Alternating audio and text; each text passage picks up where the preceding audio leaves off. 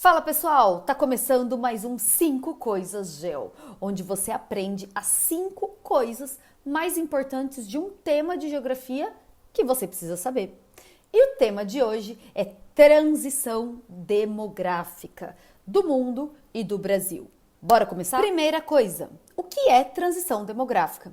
Ela é, gente, uma teoria. Ela foi criada por um estudioso chamado Warren Thompson no século XX e ele observou a população mundial, viu que tinha lugares que nascia muita gente, tinha lugares que não nascia tanta gente e ele criou um gráfico clássico de transição demográfica dividido em 4 fases. E ele fala que oscila o seu crescimento demográfico de acordo, vai passando com essas fases, de acordo com a condição econômica de cada país. Segunda coisa, ele mostra as taxas demográficas em cada uma das fases. Quais são elas? São 3 principais: a de natalidade, a de mortalidade e a do crescimento vegetativo. Porém, tem outras taxas escondidas por trás, assim eu já vou falar cada uma delas.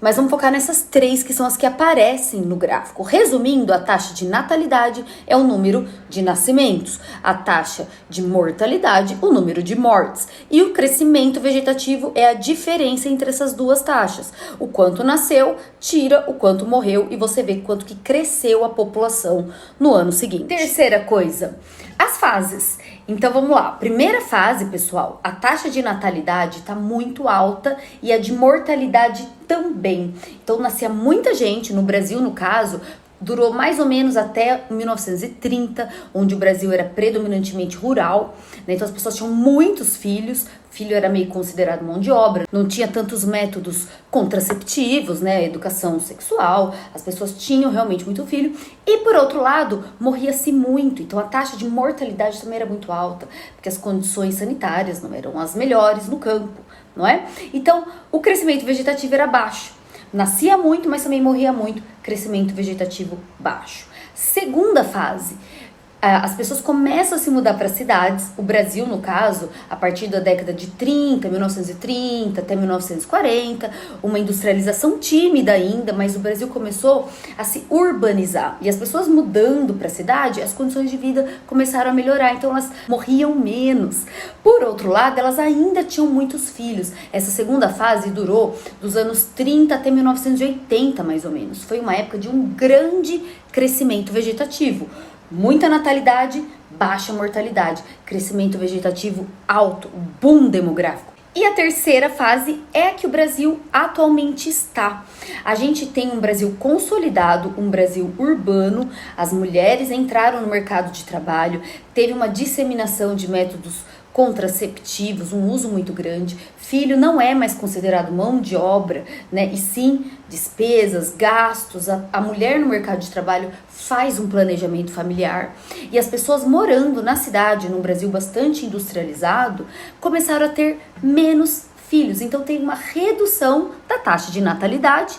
E por outro lado, a taxa de mortalidade continua baixa, porque a vida na cidade é melhor do que no campo antigamente. Então as pessoas nascem poucas pessoas e tá morrendo poucas pessoas, um crescimento vegetativo baixo. Essa é a terceira fase que o Brasil está.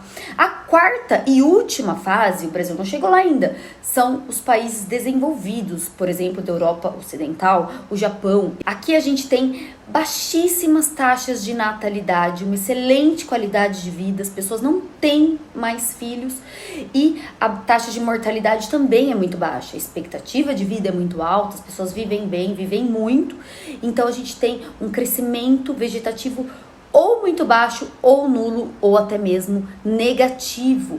Pode até uma quinta fase, né, dessa transição demográfica, seria uma redução, um crescimento demográfico negativo nos países. Belezinha? Então vamos para a quarta coisa que você precisa saber sobre transição demográfica. E são as conclusões que a gente chega por trás dessa teoria. Primeira delas, você tem que relacionar com alguns conceitos básicos, como o conceito de industrialização, de urbanização, outras taxas que estavam por trás, que eu falei, como a taxa de fecundidade, que é o número de filhos de mulher, que reduziu muito, né? O Brasil tinha, na década de 40, uma taxa de fecundidade de mais ou menos 6 filhos por mulher. Hoje, a taxa de fecundidade é de menos de 2 filhos.